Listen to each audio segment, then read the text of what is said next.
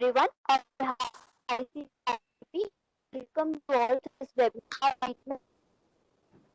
We have 363 registrations today for this webinar.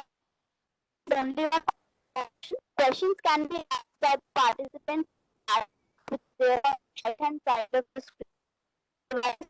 Top or right tab will be there to use this webinar. So let me have for today's session. A qualified company secretary, practicing chartered accountant, registered insolvency professional, and a registered valuer from Chennai.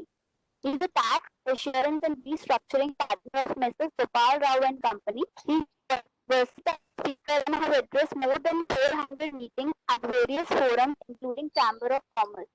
I would request sir to take the session and impart his valuable knowledge to all the attendees. Thank you, sir. Please proceed, sir. Thank you very much. Very good afternoon, friends. At the outset, let me thank ICSI IPA for giving me this wonderful opportunity to share my thoughts on a very important topic in insolvency bankruptcy code.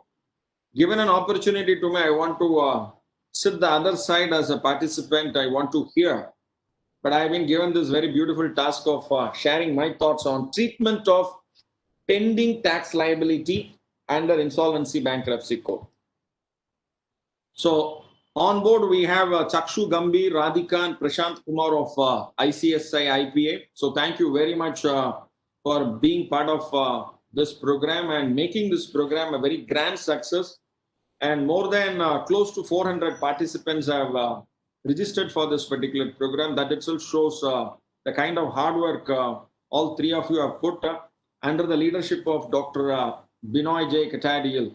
So I also thank the CEO of the Managing Director of the ICSI Insolvency Professional Agency. So Dr. Binoy Katadial for making this program a grand success, designing this program and also making me as part of this program as a speaker. So but for this program, I wouldn't have ventured much deeper into it to understand the nuances of this particular topic. So let me first share the screen and then I'll take you into the subject.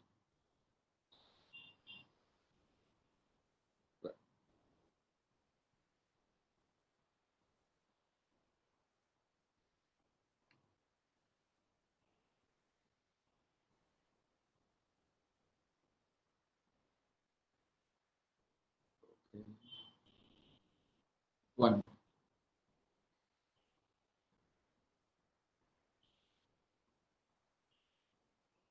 Yeah. Treatment of pending tax liability under insolvency bankruptcy code.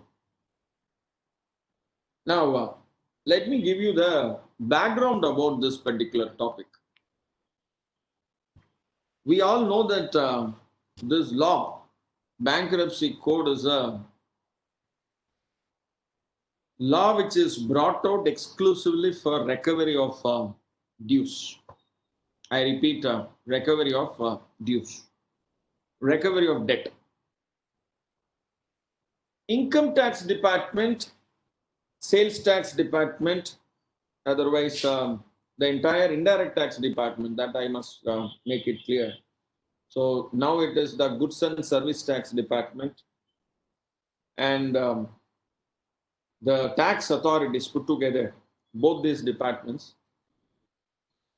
All these years, maybe before insolvency bankruptcy code, tax departments used to always have high-handedness, especially whenever there is a tax liability. Attaching bank account, attaching immovable property, attaching various assets. It is very difficult to remove the assets because they have, it's called crown debts, sovereign crown debts. There's a very nice term honorable courts will use with respect to tax liabilities. These are crown debts, so therefore they have priorities. But I must mention There is a very beautiful section which has been brought out in Insolvency Bankruptcy Code, Section 238. Section 238 of the Insolvency Bankruptcy Code has made every other authority to keep their hands and legs tied. This provision has tied them. But despite this, there has been very interesting situations we will be seeing. And recently, there is a decision which was brought out even in lockdown, especially in April month. April 2020, one decision came. It was a Rajasthan High Court Jodhpur decision. And I'll come to that particular decision a little later because I have to give a lot of preamble for this. Then only I will go into this particular subject. Now, the first point what I want to share with all of you is, or maybe the opening point is Section 238. So what is Section 238?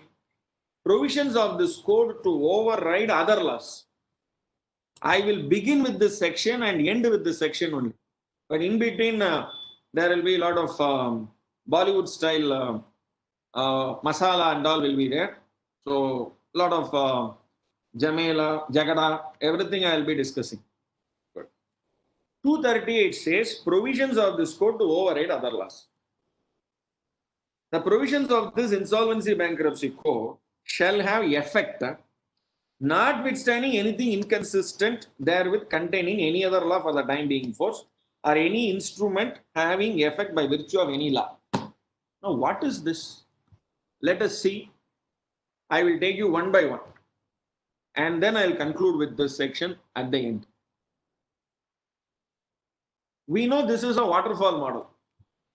Section 53. Section 53 of the Insolvency Bankruptcy Code is distribution of assets. What is the first rank? Insolvency related cost. Second rank, insolvency related cost and liquidation related cost.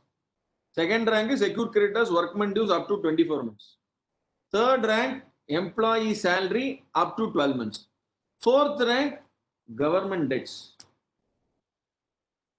Fifth rank is government debts. Fourth rank, financial debts, unsecured creditors. So secured creditors, here unsecured creditors. So in between unsecured financial creditors and other remaining debts. So remaining debts is operation creditors. Government dues comes in between up to 2 years. Now please look at this provision, guys. So 53, notwithstanding, shall be distributed in the following manner. And this is specified from regulation 41 to 44. So this is first rank. Second rank is your workman dues for 24 months. Debt owed to a secured creditor provided they have relinquished their security interest. Wages, that is salary for the past 12 months from the liquidation commencement date. Financial debt to unsecured creditors. And pari passu for debt owed to a secured creditor for any amount unpaid following the enforcement of security interest. Meaning 400 crores, security interest is 220 crores. So then I repeat, 400 crores liability, security interest is 220 crores. Balance 180 crores is unsecured. So that will come in the fifth rank. Pari passu with central government, state government, especially for the past 2 years preceding the liquidation commencement date. So the dues also has to be distributed into 2 years dues, more than 2 years dues. Please remember, amount due to central government, state government in respect of whole or any part of the period of 2 years preceding the liquidation commencement date. Any remaining debts and dues, for example, if there are 8-year dues, 8-year dues will not come in fifth rank. The 2-year dues, immediate 2-year dues will come in fifth rank. The balance 6-year dues will come in the sixth rank. So the ranking is very important. So government dues up to 2 years. Government dues beyond 2 years will be remaining dues. So this is the first point I want to share with all of you. Section 53. Now, moment I say central government and state government dues. Central government dues, tax liability dues, income tax department dues. Now, the word says amount due.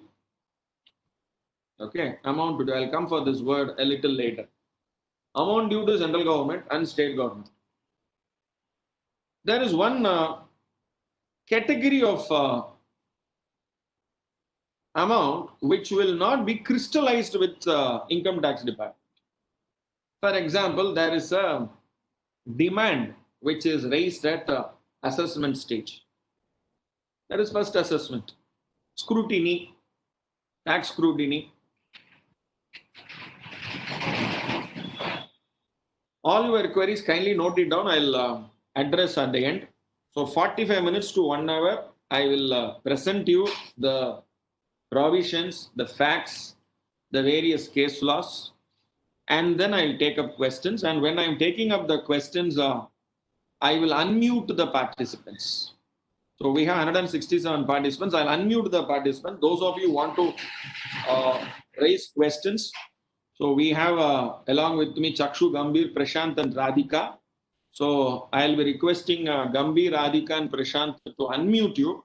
So you can speak out your questions, the situations you can put, and I'll try to, whatever best I can answer, I'll do my best. Good. So kindly note down your queries. So we'll have close to minimum 15 minutes to 20 minutes and even more than that interaction on this. So please allow me first to present to the points.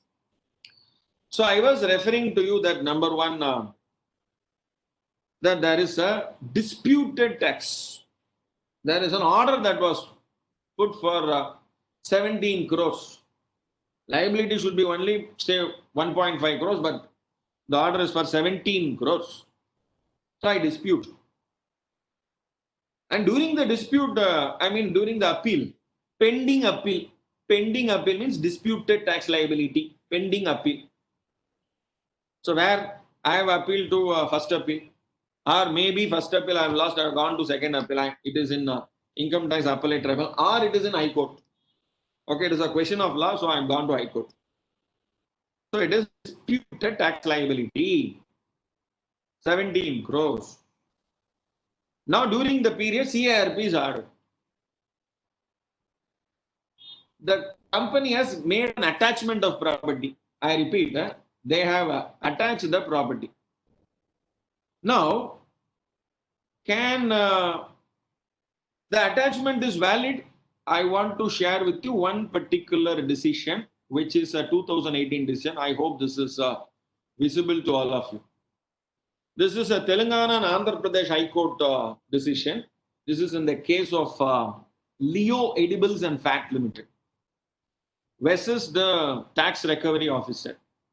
2018 decision, guys. And this is what is the decision? CIRP's order has allowed the liquidation of the assets of the company. Sorry, not CIRP, it is liquidation under IBC. Despite the claim of the tax authorities that they have a charge over it, by virtue of having initiated attachment proceedings under income tax. The High Court, while dealing with the interplay between the Income Tax Act and the IBC, held that income tax authorities are not at par with secured creditors. So, what is their rank? Their rank is actually a fifth rank. Okay, their rank is actually fifth rank. So, the petitioner in the instant case has purchased certain property undergoing liquidation under the IBC in an e-auction. The registrar refused to register the transfer in favor of the petitioner due to the attachment notice issued by tax authorities. Okay. Accordingly, the petitioner filed a writ petition challenging the refusal of the registrar to register the sale deed and sought issuance of direction to the income tax department to withdraw the said attachment. So, what was the decision? The petitioner argued that 33 of the IBC imposed a moratorium on initiation or continuation of legal proceeding against the corporate debtor from the date of appointment of liquidator. Consequently, they claimed that the tax authority should lift the attachment as they could not attach the said property in view of restriction However, the tax authorities argued IBC would not be applicable in their instant case, has been initiated prior to commencement of liquidation proceedings. So their attachment is before the proceedings of NCLT. Now, what the High Court noted? High Court noted the aforementioned arguments, held that tax authorities cannot claim any priority merely on the ground that the order of attachment was prior to appointment of liquidator. So I am first, liquidator second, so therefore I will have the authority to actually do it. So there are various other judgments also High Court relied upon. So very interesting point is, please note down, Leo Edibles and FAT versus recovery officer has made it very clear that even in the case of liquidation, attachment has to be removed. So attachment will not prevail. And who can actually prevail? Liquidator only will prevail. Everybody, everything is liquidator. So this is our first point. Now let me take you to the next point. Moratorium. Now during moratorium, whether what can happen? Whether recovery can happen. For example, tax recovery officer issues us notice. Tax recovery officer attaches the bank account. So all this, whether it is possible or attachment is done before the CARP order. Now what should be done? So Leo Edible and FAT case is there for you. Show that case and ask him to remove the Honorable Income Tax Authority has to actually remove the attachment. No other go. Please look at the section 14 as well as section 33(5).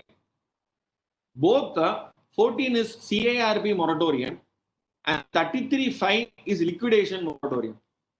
So what is 14(1)(a)? It says the institution of suits or continuation of pending suits or proceedings against the corporate debtor. The institution of suits or continuation of pending suits or proceedings against the corporate debtor. Now here I want to mention one particular point to all of you. Debt recovery.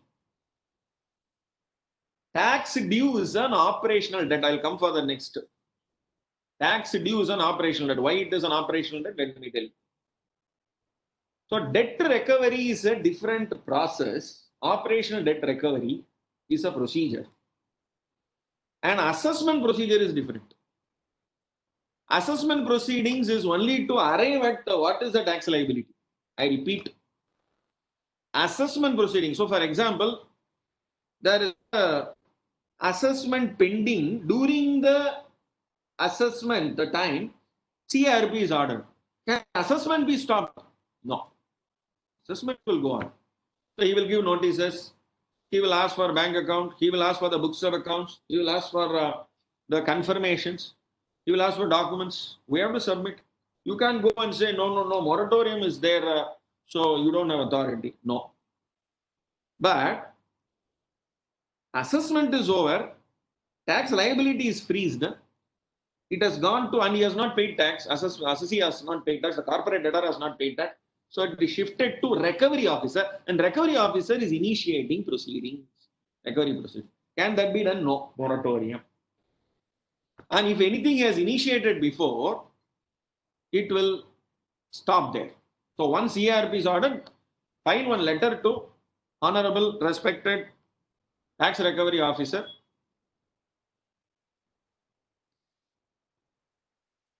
Honorable Respected Tax Recovery Officer, and he has to actually drop the proceedings until the CARP comes to a conclusion, a resolution, or maybe an order by adjudicating authority is made. So this is what 14(1)(a) speaks about. Now, what will happen if there is a liquidation order? When a liquidation order has been passed, no suit or no other legal proceeding shall be instituted by or against the corporate debtor. Actually, if there is a pending assessment going on, I repeat, pending assessment going on, and for past 2 years back, 3 years back, okay, So a notice has been given and they have reopened the assessment and it is going. The liquidation order is done. Once liquidation order is given, immediately he cannot drag on. He cannot say I have time. My time is still as per the Income Tax Act. I have given notices for reopening of assessment, so I have time till 31st of March 2021. I have time, so I will go up to that. No, he doesn't have time at all. So there, your 178 and 179 of the Income Tax Act will prevail, and 238 of the Insolvency Bankruptcy Code will prevail, because code is superior. Code is superior, and code will prevail upon everything. So I'll come to that particular part when there is a pending assessment. What should be done? There's a time limit of 30 days. Within the 30 days, the order has to be crystallized, demand has to be crystallized, and the form number C has to be filed with the liquidator. Form number C, which is an operational creditor form, has to be filed with the liquidator. If it is CIRP, it is form number B. So all the income tax department officials have been trained length and breadth of the country through the NADT, National Academy for Direct Taxes. What is Insolvency Bankruptcy Code? What is Form B? What is Form C? How to fill it up? What should be attached? Who is a resolution professional? Who is a liquidator? All this they have been taught, and today they are also partly comfortable with respect to this development under the insolvency laws. Now, let me take you to this very, very interesting decision. Principal Commissioner of Income Tax, PCIT versus Monnet Ispat and Energy Limited. Here, the decision was upheld. The Delhi High Court's decision was upheld. Income tax dues being in the nature of crown debt do not take precedence. I repeat, do not take precedence even over secured creditors who are private persons. Please, very careful. Even though income tax dues are government dues, central government dues, secured creditors come in the second. And secured creditors need not be, for example, banks or financial institutions. I repeat, secured creditors need not be banks or financial institutions, but they can be even private persons, individuals, or corporates who would have given loan to a corporate debtor, intercorporate debts, 200 crore loan given by another private limited company, having a charge over the company's assets, they become a secured creditor and they have priority over income tax dues. Please. This decision is very, very important. PCIT versus Monnet Ispat and Energy Limited. Honorable Supreme Court upheld the decision of Delhi High Court, which ruled that the moratorium under 14 of the IBC will also apply to appeals being made by Income Tax Department against the order of the ITAT in respect of tax liability of a debt under CIRP. Very interesting. So please note down this point. Now, keeping all this, I will slowly divert. I will bring your attention by referring to all this to the latest decision in April 2020. In April 2020, 7th April 2020, one decision was given by High Court of Judicature for Rajasthan at Jodhpur. This is the entire decision. I have given the link also in my presentation. You can download this entire link. It was reserved on 10/2 and pronounced on 7/4. Pre-corona, the order was reserved, and during the lockdown, the order was made. It's a very, very important decision, and I'll come for this decision after giving you few more points on pending tax liabilities. So we all know what is debt and what is operational debt. And there is a Delhi High Court decision which was actually upheld, which was actually referred. And I will refer to one such Delhi High Court decision of Power Grid Corporation of India Limited versus Jyoti Structures Limited. What it was referred, that moratorium is intended to restrain proceedings which are in the nature of debt recovery. All of us must understand one thing very clearly. Income tax department is a government department.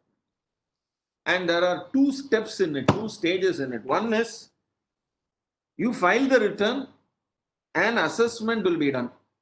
Assessment procedure is actually a quasi-judicial procedure. It is a procedure. It is not proceedings against. It is not proceedings against. It is a process which has, because you have filed the return and return has to be processed. I repeat, return has been filed, return has to be processed. So therefore, assessment proceedings can never be stopped. I repeat once again, assessment proceedings can never be stopped. But if liquidation is ordered and some assessment proceeding is pending, that has to be actually, quickened. So it has to be fastened. Okay, because there is a 30-day limit is there. I'll come to that particular time limit the next few slides. So the moratorium is intended to restrain proceedings which are in the nature of debt recovery and cannot be extended to merely assessment proceedings. Very clearly they are given. So you cannot take this to the CARP order by Honorable NCLT. NCLT Delhi has given a CARP order. He is the resolution professional. So stop your assessment proceeding. No, it is not possible. So which have no adverse effect on the assets of the debtor during CARP. One point you can say. Now, what if the decision, what if the assessment order is prejudicial to corporate debtor? Whether it is prejudicial or not, maybe if you wish, you can actually go against that particular order to the first appeal or second appeal. So that point is there. And you have that procedure there even in insolvency bankruptcy code. There cannot be any restraint proceeding against the corporate debtor, but the corporate debtor can proceed against anybody else if they have to challenge their right. So that authority is there with the resolution professional anytime. So once the assessment proceedings is happening and there is a demand, maybe as per the the income tax return, if it has been assessed and maybe slightly higher assessment is there, and the erstwhile management with their discussion with them and also maybe taking the views and cues from the committee of creditors, the tax liability can be crystallized and can be included as part of the operational debt. So what is debt? Means a liability or an obligation in which the due from any person and includes a financial debt and operational. And what is an operational debt? Please, this is a very important part. Debt in respect of, originally it was repayment, they changed it to payment. Debt in respect of payment of dues arising under any law for the time being was unpayable to central government, any state government or any local authority. So therefore, income tax liability, state government liability, GST liability, all are excise liability. Today, petroleum products are within excise. So, therefore, excise liability is also under operational debt only. So, this is what the conclusion or the finding of that Delhi High Court's decision, Power Grid Corporation of India Limited versus Jyoti Structures Limited. So, tax authorities can only become a creditor when the assessment is made and not before. So, allow them to do the assessment. You cannot actually go and stand there and say, no, you can't do it. Honorable NCLT has put moratorium. Hindi pe moratorium ko rok kehte hain, Tamil pe tadai. Okay. So all other languages, I'm not that conversant. Okay, good. So the tax authorities can only become a creditor when the assessment is made and not before. So as such, where the assessment itself is in dispute, this is where the real catch is. Disputed liabilities. I'll come for that particular part. And how the a tax department will actually put a claim. Now CARB process is initiated. Form B is filed. Form B is filed. 72 crores is the demand. You agree. Your company agree or your corporate debtor agree. 72. Department is not agreeing for 72 crores. Department says no, it is not 72 to 72 into 2, 144 crores. 144 crores. You have disputed in maybe tribunal, let us say in income tax tribunal, you disputed. Okay, or in court you have disputed. Now, what to do? The department will put a claim in form number B. That form number B claim will have 72 crores or 144 crores. For department concerned, he will put 144 crores. He will not say, no, I will put 72 crores which you agree. Department only has raised the assessment order for 144 crores. So form B will be attached with the assessment order for 144 crores. Now it is in the table of, I repeat, it is in the table of the resolution professional. He has to know what is it, claim. That claim he has to actually either accept the claim or reject the claim, partially approve the claim, or contingent claim, or is it a dispute, or it is a dispute claim. This is a disputed claim. Now what the poor resolution professional will do, resolution professional is he is not a judicial authority. He is not an adjudicating person. He is only an extended arm of NCLT. He is a court officer. He is a custodian. And he has to actually verify the claim. Now, when he verifies the claim, will he approve for 144 crores? He will not. He will only agree for 72 crores. And he will say 72 crores is accepted. The other 72 crores may be penalty plus interest or whatever which is actually been disputed or whatever it is. I don't know what that is been disputed. You say it is disputed liability and inform the committee of creditors. It is your responsibility to inform the committee of creditors. 72 I agree, 72 disputed. Do you reject it? No. You are not, you cannot reject it because who are you to reject? It is my lord, the case is pending before my lord. So it is pending before a high court judicial forum. So my lord will decide what should be the fate of that other part. So I can only say it is disputed liability. And inform and it will be there in my information memorandum. And I will submit that information memorandum to the resolution applicant. Resolution applicant will know 72 crore is a liability. Good. So subtracted from the asset. No, what is net asset? Plus, there is a risk factor of another 72 crores.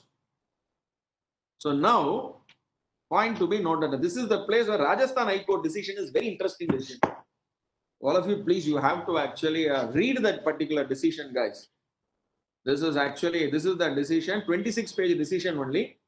Please read this.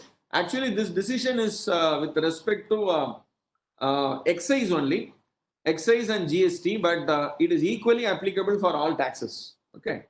So let me come one by one. Okay. I'll explain that particular decision. Good.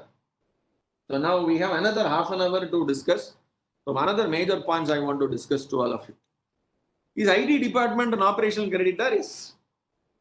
So that point we are very clear. So which has also been reconfirmed in PDGIT, Principal Director General of Income Tax versus Synergies Dure Automotive Limited and others.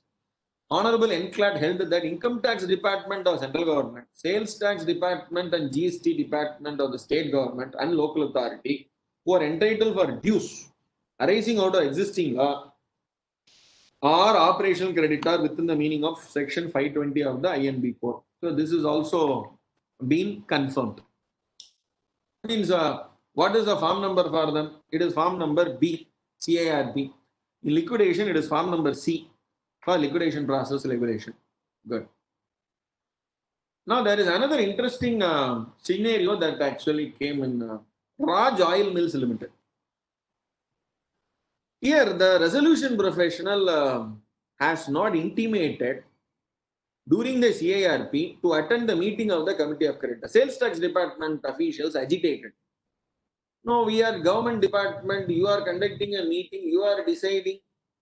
You have to actually inform us. Without informing us, how can you actually decide how much to be settled or what amount to be settled? We are also creditors. The company has to pay us without informing us.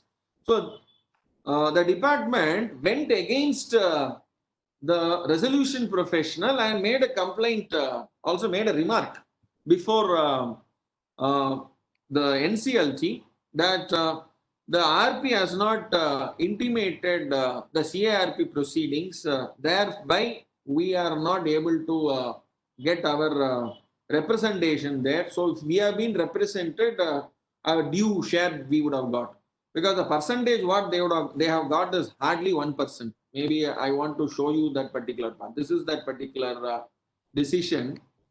There, please look at this. Yeah. So the grievance of tax department is this: is that the income tax liability, the tax department's liability of the corporate debtor is settled for 1% of the crystallized demand against the mandate of the Income Tax Act, and the same was with respect to VAT law also. So the reduction of VAT to 1% is against the existing VAT law, which says that liability under the Act is the first charge, so therefore you cannot actually take a unilateral decision without involving us. So, what was the decision made there? They made it very clear that you are only operational debt, you don't have the right as per the Insolvency Bankruptcy Code to be represented unless and otherwise. Unless and otherwise there is no financial creditors. Number one, you will be getting an opportunity, maybe provided the top 18, or maybe if your operational creditors is more than 10% of the total value, there is a possibility of getting a berth. So you have that only one exception. If that exception is not there, then possibly there is no necessity, there is no legal requirement for an RP to intimate during the CIRP to attend the meeting of the Committee of Creditors. So this is also another interesting aspect that came. So now coming to a very, very interesting part. Resolution plan. Now, resolution plan means what? Section 32B is what? Okay. And landmark decision of Honorable High Court of Rajasthan, Jodhpur. This is the link, guys. I have given the link in my material. You can download my material from my blog spot. My blog, I will actually tell what is my blog is. It is 3spro.blogspot.com. You can go and download it. Maybe tonight I will upload it. Maybe tomorrow you can. Tomorrow is Sunday, so aram se you can download this material tomorrow. This is the decision I am going to now discuss. But before discussing, I want to share with you two sections. One is section 31 and 32B. I am sure that all of you know what is 32B and 31. So this is your 31 and this is your 32B. And what is 32B? Very clearly it says that the resolution professional shall examine each resolution plan received by him to confirm that each resolution plan, one is A, please look at B, provides for the payment of debt for operation creditor. Now who is an operation creditor? Tax department is an operation creditor. So the resolution plan should provide for payment of debt or operation creditor. How much? In such manner as may be specified by board. And what is specified by board? It cannot be less than the amount to be paid in the event of liquidation. So what is the liquidation amount? Proportionate to that, to the liability, what is the amount applicable for that particular operational creditor? Maybe there will be some haircut. There will be some haircut. So that haircut, is it to be accepted? Is it to be, or that haircut, is it applicable, or can that percentage, for example, 30% is paid in the plan, 70% is a haircut. Can 70% be recovered from the resolution applicant later? Okay, this is a very interesting question. Similarly, 31. Now, what is 31? Look at this point, guys. If the adjudicating authority is satisfied, this is a recent amendment that was brought out in 16/8/2019. Okay, by through the Insolvency Bankruptcy Code Amendment Act 2019, effective from 16th of August 2018. This red color was not there before. This was not there. So, very interesting question I am putting before all of you. 30% is to be paid. Whatever is due, the resolution applicant is agreeing, because everybody is getting 70% haircut, so department also should get 70% haircut. Okay. So if the adjudicating authority is satisfied that the resolution plan as approved by the committee of creditors, okay, it shall by order approve the resolution plan, which shall be binding on CD, binding on its employees, on its members, on its creditors, on its guarantors, on its other stakeholders involved in the resolution plan. This was the original section. Now they have included this from effective from 16th of August 2019. Maybe we are going to celebrate 1 year next month. This is the 11th month. Including, so therefore it will be binding on central government, state government, local authority to whom a debt in respect of the payment of dues arising under any law for the time being in force, such as authorities to whom statutory dues are owed.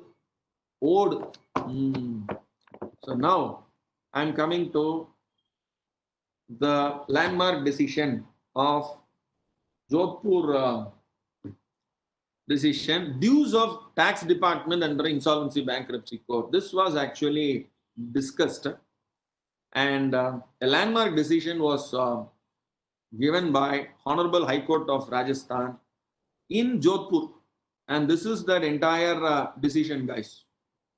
So the name of the company is Ultratech Nadwara Limited, formerly known as Binani Cement, and they have the registered office at Kolkata, West Bengal.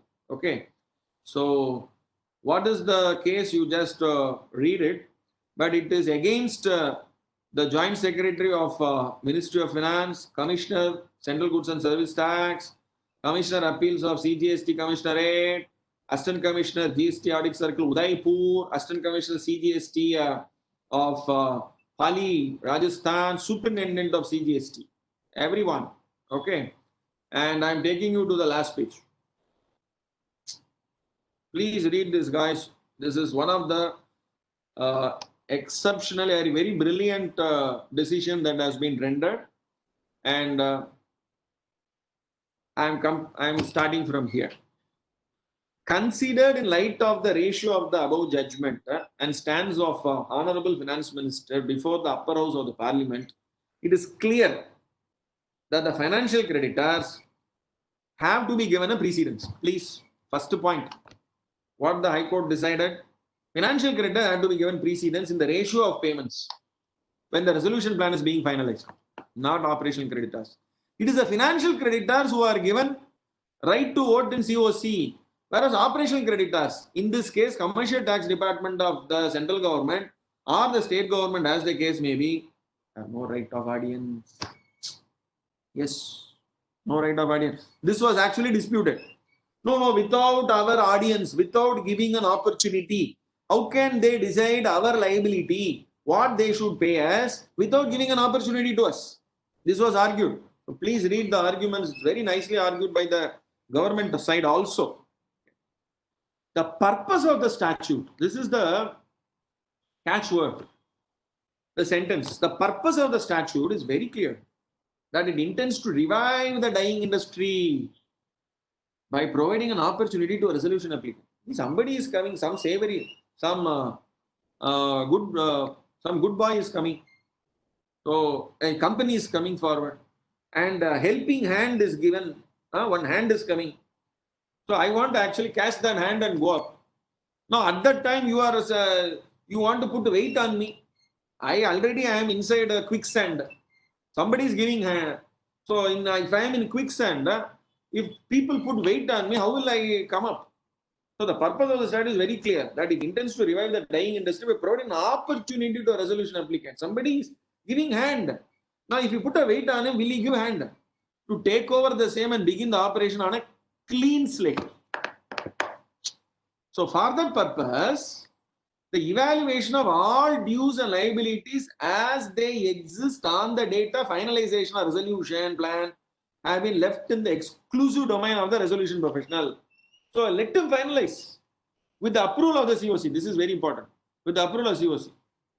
The courts are given an extremely limited power of judicial review into the resolution plan duly approved by COC.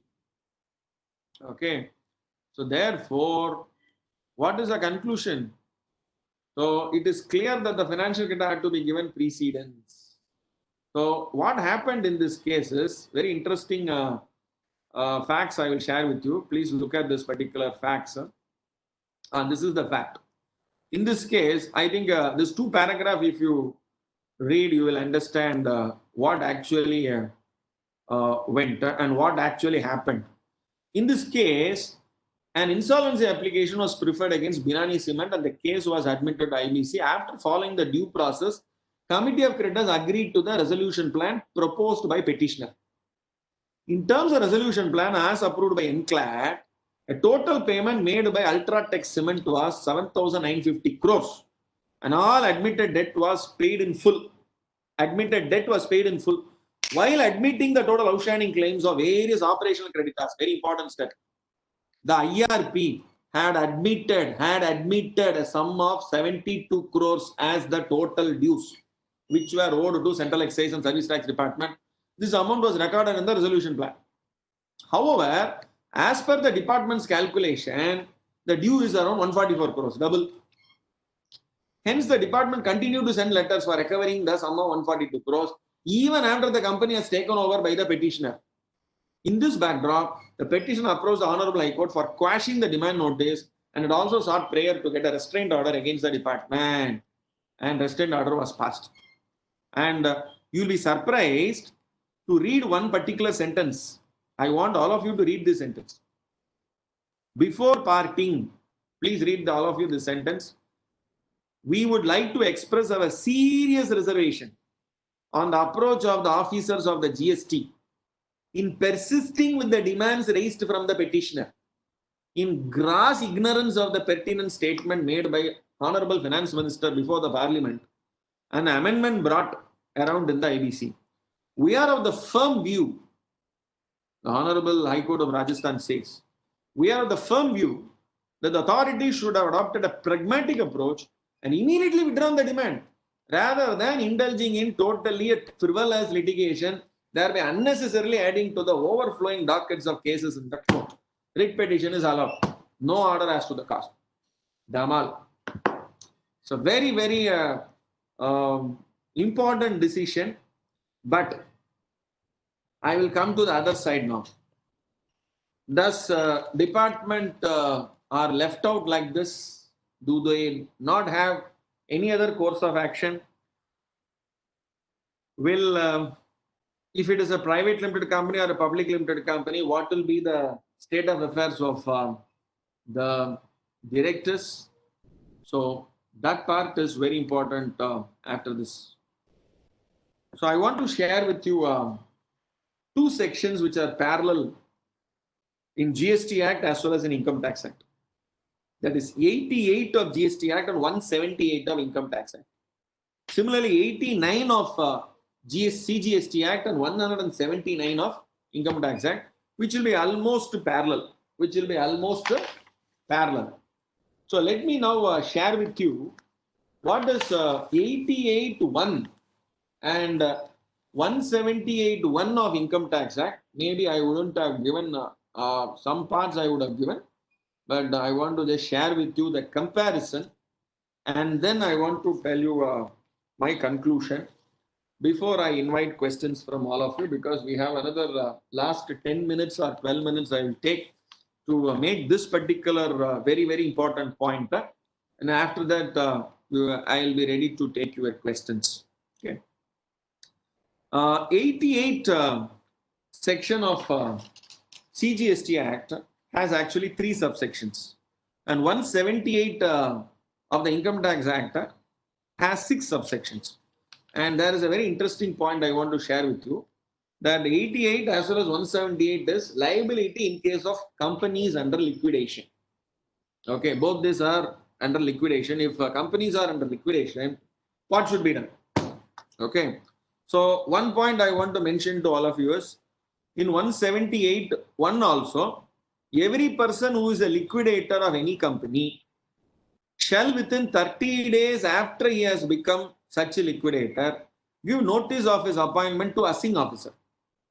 Here, what the Gst Act says, when any company is being wound up, or whether under a court, order of court or tribunal, he is now referred to as the liquidator. Okay, shall within 30 days after his appointment give intimation of his appointment to the commissioner. There, commissioner of GST, here the assessing officer. So 30 days is common for both.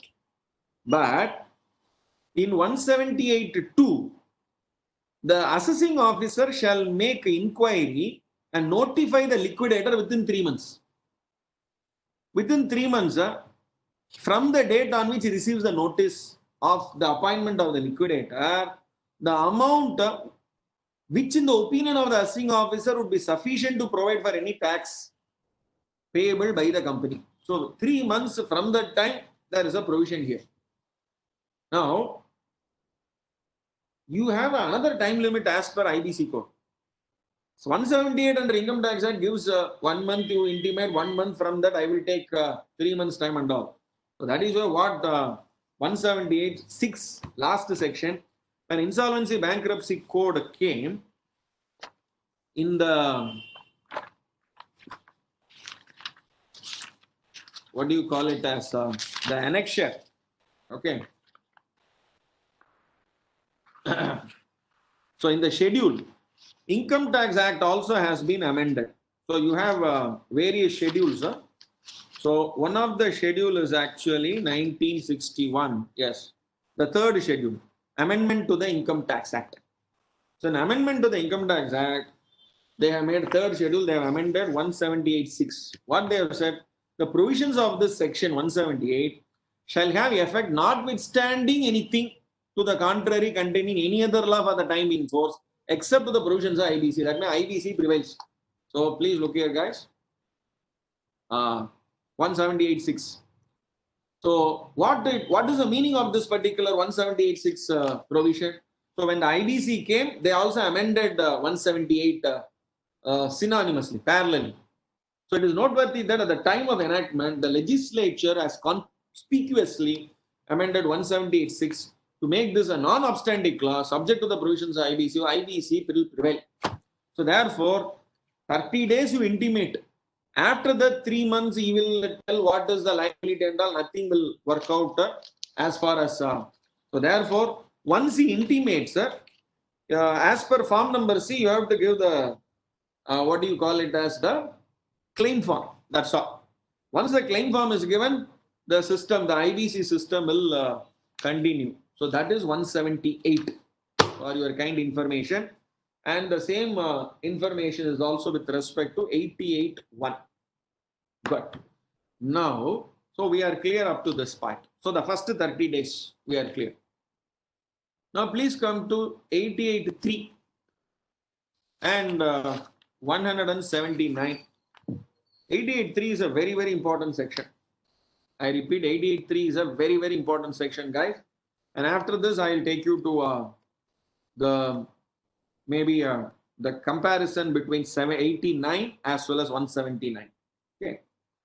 88(3) says, when any private company is wound up and any tax, interest or penalty determined under this act on the company for any period, whether before or in the course of or after its liquidation. Please be careful though. So that means liquidation order 88(3) applicable. Cannot be recovered. Now I want to make one observation to all of you. What is the difference between tax due and unrecovered tax? Tax due is there.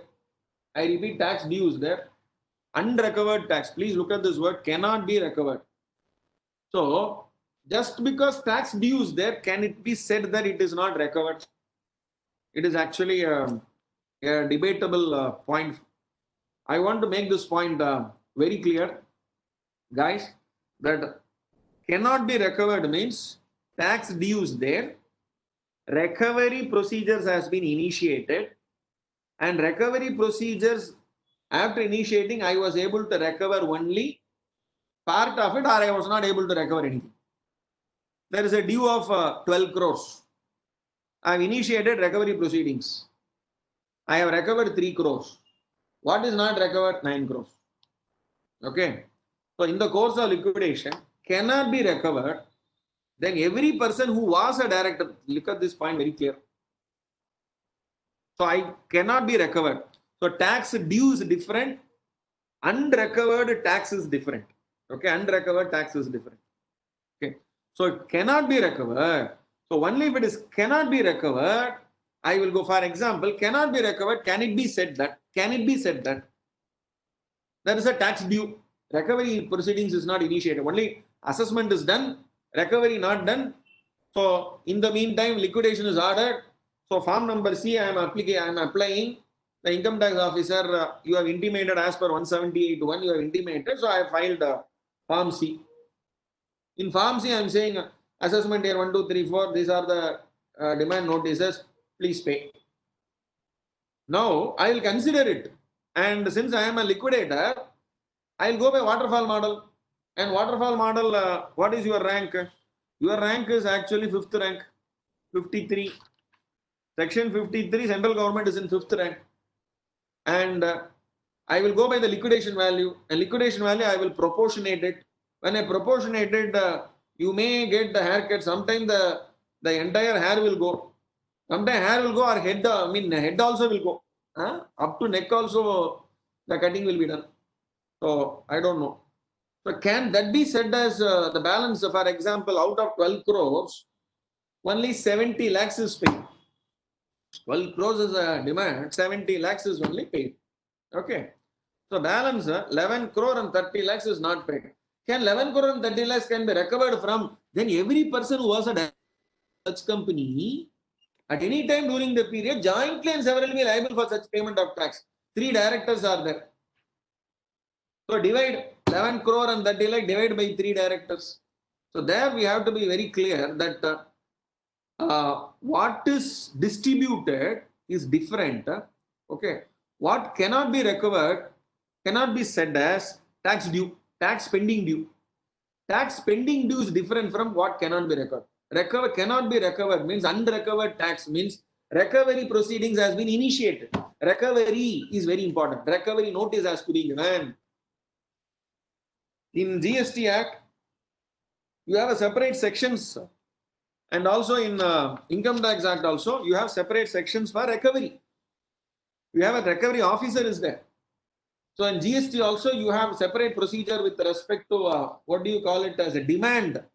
First you have to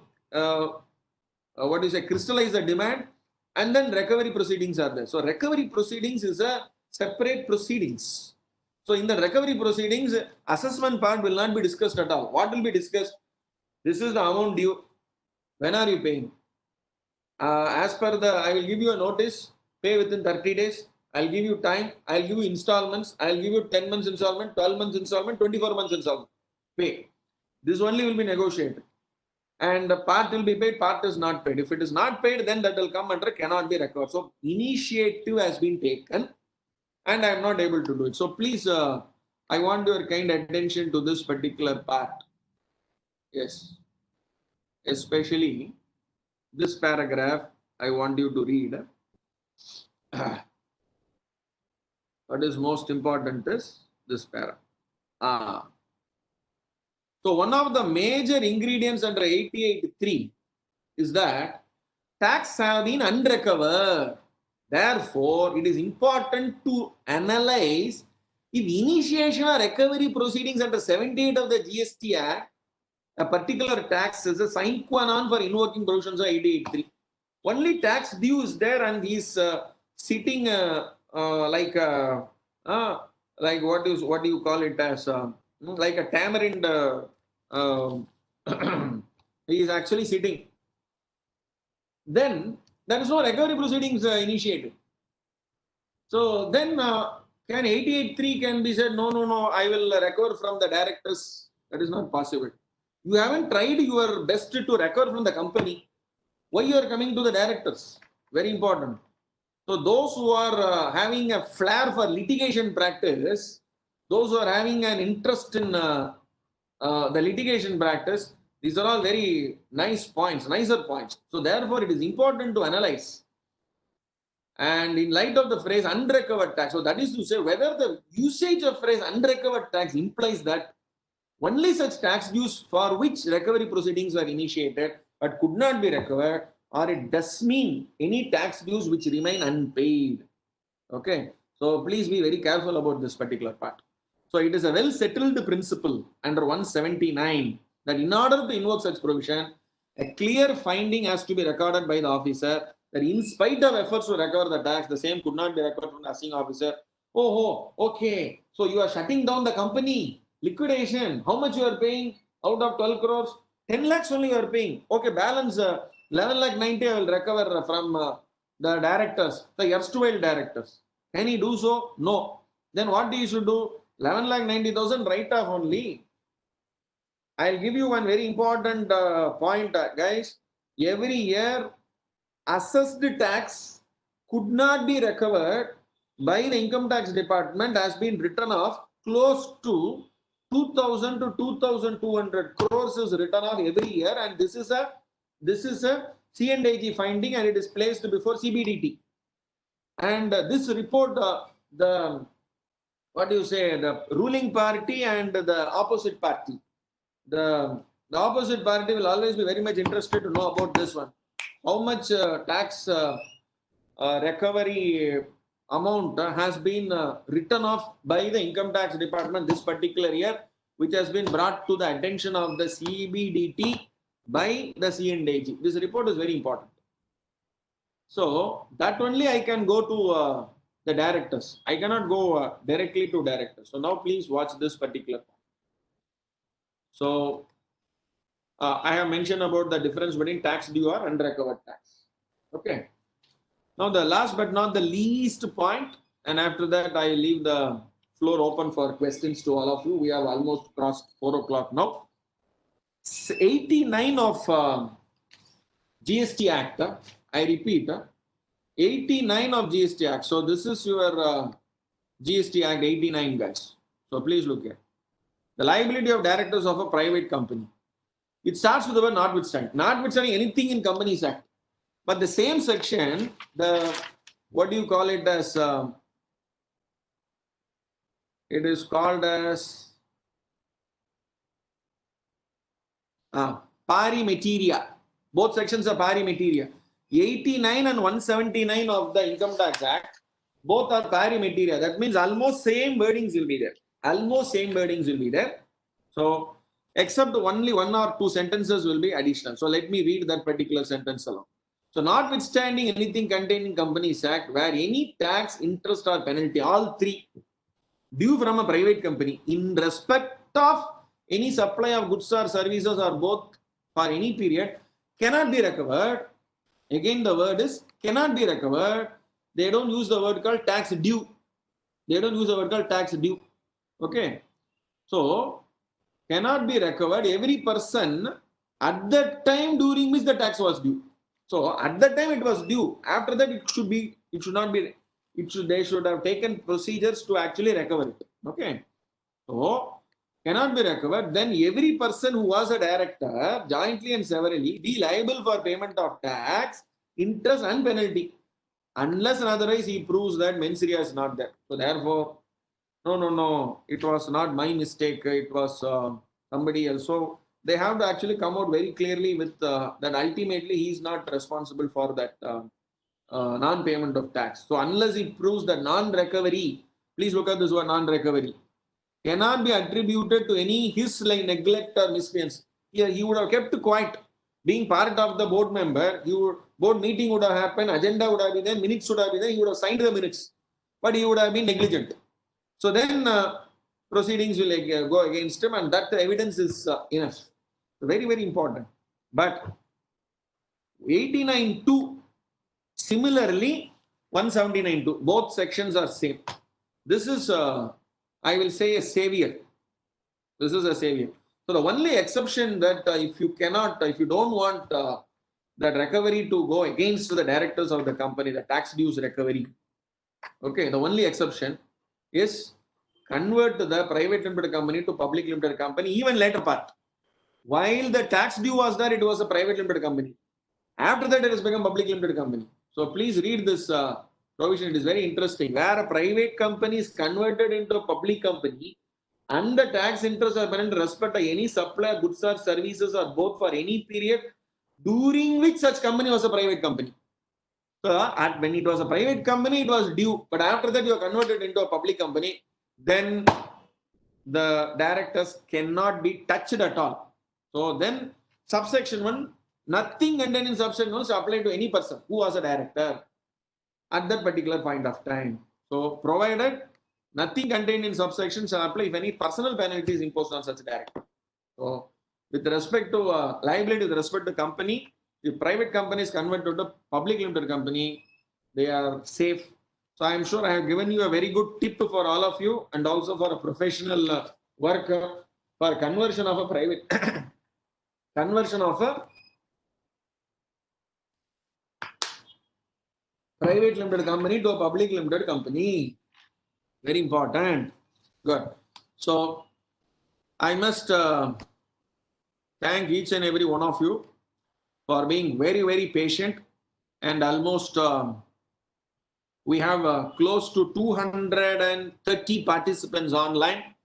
And may I request Chakshu Gambir, Prashant Kumar and Radhika to actually enable the participants' mic one by one, those who want to actually ask questions, so that their voice is also audible to every one of us, so that it will be very interesting to interact. So over to Gambir and Prashant.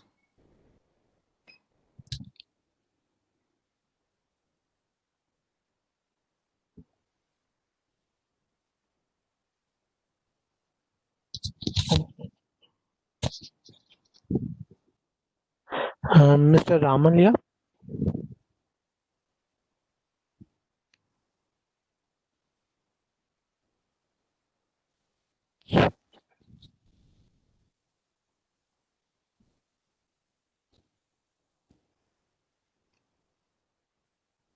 Who wants to actually speak? Mr. Hemant, please. Huh? Hemant, yeah. Yes, please. Yes, please go ahead. It was a nice presentation, last 1 hour, 10 minutes. It's an excellent input for all the members. Thank you very much. I have a couple of questions. One, during the lockdown period, the 90 days time is elapsed for the submit Form D by the department to the RP.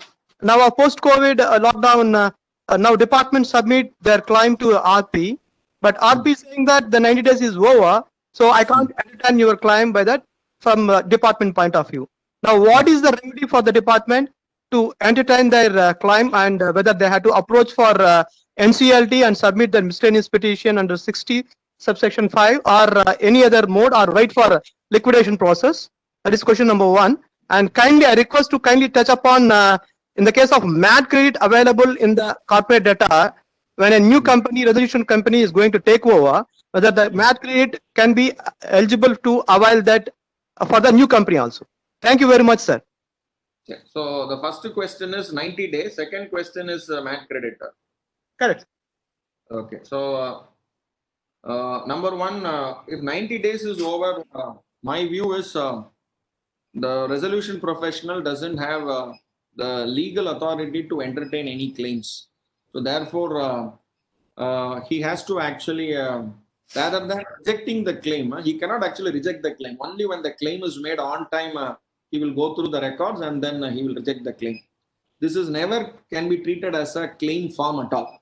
He cannot accept the claim at all. So therefore, he can only make one observation that he is unable to entertain the claim or accept the claim for one reason: since the statutory time limit is over, he doesn't have authority to actually receive the claim. So let the adjudicating authority give him a direction to accept the claim and to process it, because already he would have confirmed the liability and he would have made that list of creditors as part of the information memorandum, and based on that the resolution applicants also would have framed their mind to come out with a particular amount for settlement or for takeover. So therefore, the only option is, you have already answered in your question itself, 65 is the only option available for the department. Next is MAT creditor. My understanding with your question is, unless otherwise you are going for any compromise or arrangement under 230 of the Companies Act, where there is a reorganization externally or there is a takeover, there is a merger. So only when there is such a business combination happens, okay, such a merger or acquisition happens, then only the question of MAT credit, seamless transfer of MAT credit from the corporate debtor to the new company question will arise. There, automatically, when you satisfy the provisions of section 230 and also section 72, and maybe MAT credit is with respect to the 115 JA, JB, and the respective provisions. If you are satisfying the respective provisions of 115 JA to JB and other related provisions, you will be eligible with respect to compromise and arrangement, where the seamless transfer of the MAT credit also will be available. Next question, Ji.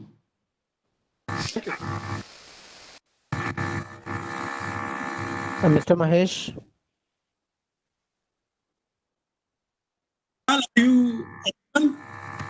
Am I audible to you? Yeah, you are audible. Please go ahead. Mahesh Chand Gupta ji, go ahead. Yes, doctor. I'm from Kolkata. Only I got a mail from EPFO, PF authorities. They sent a note saying that in view of enclate order dated 19/12/2019, in CA 80 number 354 of 2019, the PF dues are the assets which resolution applicant has to address. It cannot be part of operational debt according to them. They're referring that enclate order, but the para 44 and 45 which they have referred, what I can says whatever fund, if it is there, PF fund or gratuity fund, that will not be a part of liquidation estate. That is very clear. That is no problem. But in para 45, it says, I'll just read out. Para 45 of enclate says, therefore we direct the successful resolution applicant to release full provident fund interest thereof in terms of the provisions of EPF and MP Act 1952 immediately, as it does not include as an asset of the corporate debtor. Impugned order dated 27 February 19 approving resolution plan stands modified to that extent. And this order was challenged, this enclate order was challenged in Supreme Court. Supreme Court said we will not interfere in this order and dismiss the thing. So this is not very clear what whether the current PF dues which the CD had not deposited, like employee contribution or employer contribution which could not be deposited, whether that has to be paid before any other payment. Sir, whatever, those are called as statutory dues, sir. I repeat, those are called as statutory dues. Number one, it is called statutory dues. And statutory dues, whether EPFO will come under your government dues, answer is yes, they will come under the government dues. So whatever may be your model, whether it is the employer's contribution deducted and then not paid, interest on that, everything are due to what you say, the crown debt only. You are actually due to EPO office. You have to actually pay. So that is actually a central government due. The same treatment with respect to the tax liability will apply for the PF liability also. Here also tax liability, interest liability, penalty, all are considered, all are treated as a crown debt only.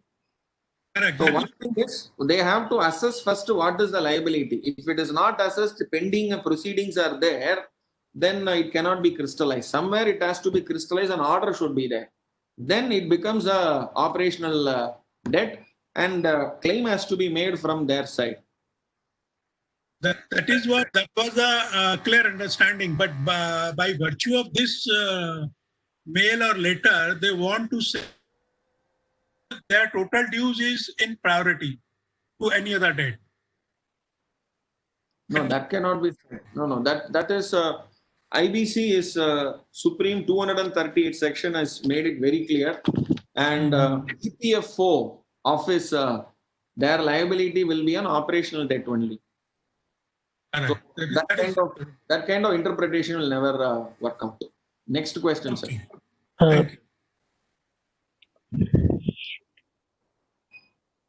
Mr. Munjal, please.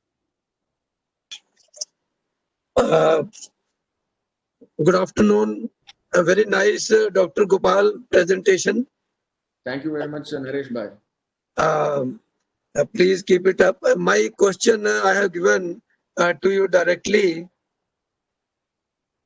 When the income tax demand is disputed, and whether the RP has any liability to approach the income tax department for taking the claim, or RP can ignore that? Sir, the last part, can you repeat once again? Naresh Bhai, there is a disputed liability. That means you are disputed with CIT appeals of 1980 or High Court. Yeah, the CD, it is disputed before CIT, Commissioner of Income Tax. It is disputed before CIT appeals. Okay. Yes. So after that. So whether RP has a duty to approach the income tax department for any claim, or he can ignore? Why he should go to income tax department for a claim? He has already advertised in the newspaper. Yeah, and no, income tax department doesn't file any claim, and I was told by another expert, I can mention his name also. He is Mr. Anil Goyal of AAA. He is of the view that RP should approach the tax department for getting the claim duly filed. As per the law, nowhere it is mentioned that RP has to approach all the departments. For example, if you are your company is a all India based company and you have representations across all the states, is it possible for an RP to approach everybody? So only thing what you can do is, that is why you are giving an advertisement, and there is a mechanism inside the department that they have to be very alert with respect to these kind of cases. And as per the law, as per the provisions of the law, I'm reading it once again. Only under 178 of the Income Tax Act, there is a responsibility for the liquidator to inform the assessing officer within 30 days of his appointment. I repeat, there is a responsibility to inform within 30 days of his appointment. Nowhere has been mentioned other than this that he has to inform the department and to get the claim and all. They have to come forward and give the claim. Income tax officer is not superior to resolution professional. He is actually a government officer. You are actually resolution professional. You are the court officer. So therefore, department officer only has to actually submit claim to you. It is not vice versa. This is my view, sir. Maybe you can be very nice to the income tax department by approaching them and academically advising them that please fill up form number B. But my view is, if they are not filing it, leave it. Next question, sir. Thank you, Naresh. Next is Mr. Ajay. Yes, sir. I have one query. Suppose SI has submitted one claim including the interest till date of the CIRP commencement, but as per the books of accounts of the CD, there is no liability for on account of the ESI. because all of the employees have left from the organization year back from the date of the before the commencement of the CIRP. In such situation, the RP is liable to approve the records. Might mean what way RP need to admit that rate, because he do not have any backup paper. Yeah. Ajay Agarwal ji, मैं आपका question I'm not able to comprehend. Can you once again tell me, ji? Yes, sir. Yes, sir. Actually, ESI department has submitted their claim in Form B after the commencement of the CIRP after paper publication. Okay. But as per the records of CD, there is no liability on account of the ESI because no employee in the company. But ESI has submitted their claim on the basis of the past record, including the interest up to the date of the CIRP. So what should be the stand of the RP in regard to the admission of the claim? And the amount of the very sir, sir. Why 1 minute, sir. Who is that authority? Income tax department or which government department? Government, ESI or PF. Okay. So PF department. Yeah, you can say PF. This is a part PF of ESI. Yeah. Now, sir, point to be noted, especially government dues, sir. Government dues. If there is a demand with respect to a statement, some calculation has been done and that has been attached as part of form number B. That is what your point is. Yeah, sorry. Now, this particular statement, my view is it has to be actually been assessed. There should be some order they should put that you are liable for this much amount. Number one, you in your records also you have there is no such liability you have recorded. Nevertheless, maybe I have not recorded my liability. We will take it in a fair sense itself that whatever liability, whatever claim they have made is correct. Let us presume that there is a process of claiming a demand. They have to create a demand. There should be an order they should have put by.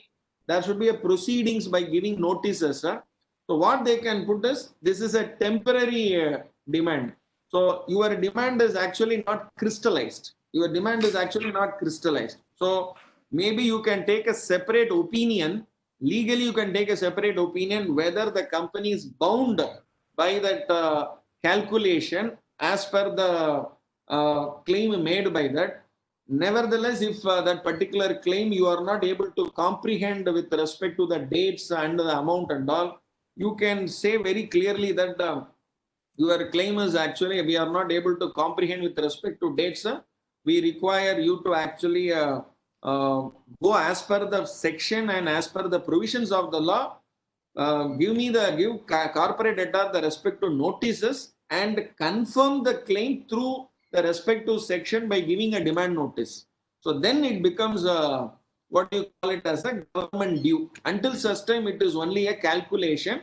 You can take a stand whether to accept or reject based on a proper documentation. So you need to have facts before you to accept that particular claim. Next question, sir. Mr. Narain? Yeah, I'm audible. Hello. Yes, you are audible, sir, please. Achha, sir. Good afternoon, sir. Very nice topic. Yes, sir. Very interesting topic, sir. So now in resolution plan, which is prepared, the huge tax liability has been taken as a nil because as per the liquidation value of OC is nil. So such treatment in the resolution plan, how resolution professional should treat it? Sir, is it in CIRP or liquidation? The CIRP, sir.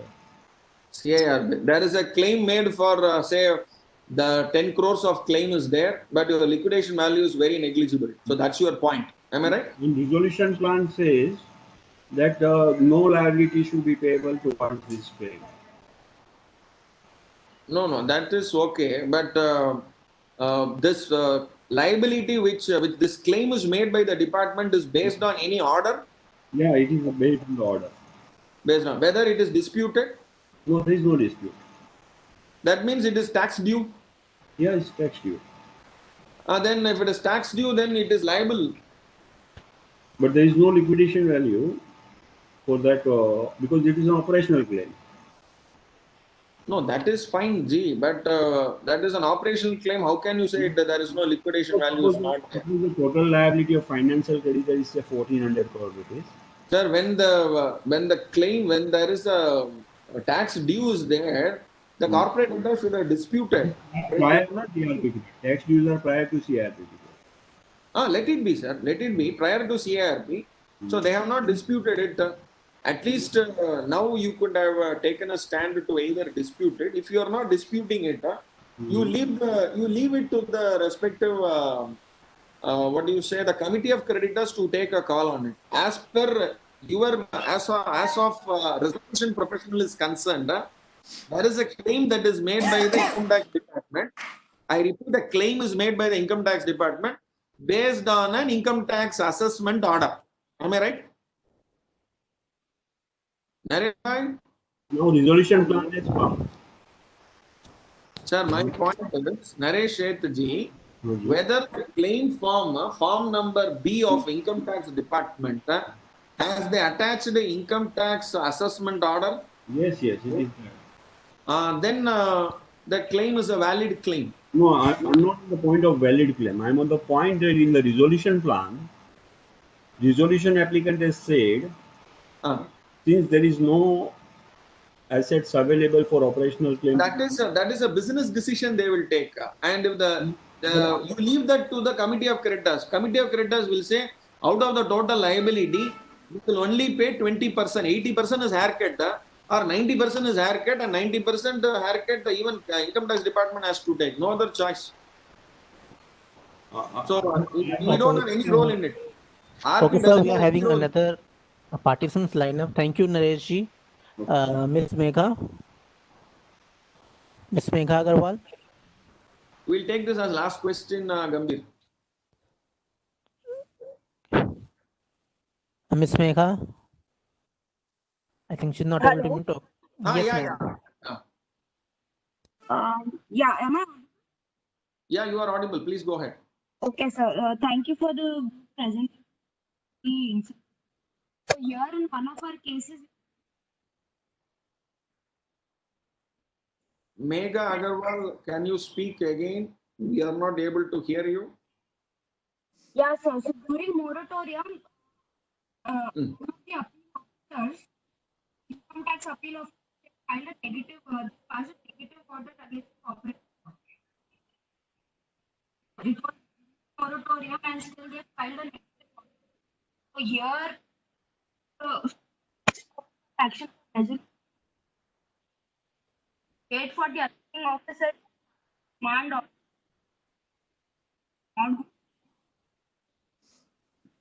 Megha ji, we are not able to hear you properly. Sir, am I audible now? Now you are audible. Please go ahead. Yes, so I am trying to say that during the moratorium, the appeal officers have passed a negative order against the corporate debtor. Now, what should be the next course of action here? Will that liability dispute? We have not received any. Is it income tax department or Yes. GST department? Income tax department. It is GST department, sir. Okay, so GST department has raised a demand notice. They have not raised a demand notice. The appeal officer has just passed a negative order. Okay, so it was a disputed case. Now it has been confirmed. Correct. Okay, so now point to be noted, it is actually a disputed tax which has been in the appellate forum. Am I right? That's right. And only assessment proceedings only, there is no moratorium. With respect to disputed tax proceedings, there is a moratorium going on. Correct. So therefore, during the moratorium, disputed taxes should be decided at all. But now he has already passed the order during moratorium. So will that order be void in itself? 100% void. Void ab initio. Void ab initio.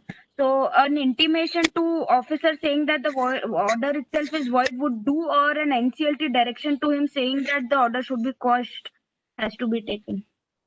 I think you better can go for 60 subsection 5 for quashing that order. That will be best one, because since the order is passed, moratorium, have you intimated from the corporate debtor side, has somebody presented during the moratorium period, or has they have been intimated that the company is in CRP? Yes, they have been intimated that the company is in CRP. Then you have a fair case before NCLT to quash that order. Please go ahead. Okay, thank you, sir. Thank you, Megha ma'am. So over to Gambhir for the closing remarks. Okay. Thank you so much, sir. So we thank Dr. Gopal Krishna Raju for being our eminent speaker in the webinar. So we treasure your contributions and we are grateful for the time and effort you took to share your thoughts and experiences with us. So we believe we can benefit immediately from the methods you suggested. Your enthusiasm is contagious and we hope to use your suggestions in our work life. Thank you again for your contribution, sir. Thank you all the participants for being so active and sharing your questions. Thank you so much, sir. Thank you very much.